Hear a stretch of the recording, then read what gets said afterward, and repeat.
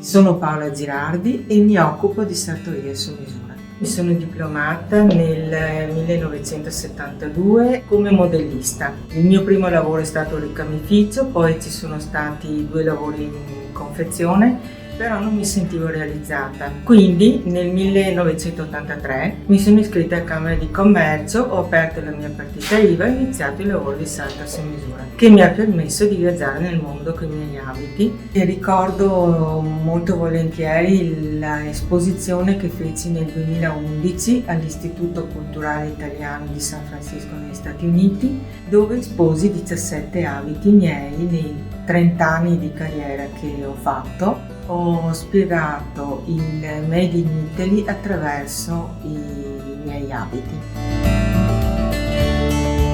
Ho scelto di diventare maestro artigiano perché ho avuto modo di insegnare nel mio percorso di carriera moltissimo e ho avuto tantissimi stage nella mia sartoria e quindi lo considero un valore aggiunto.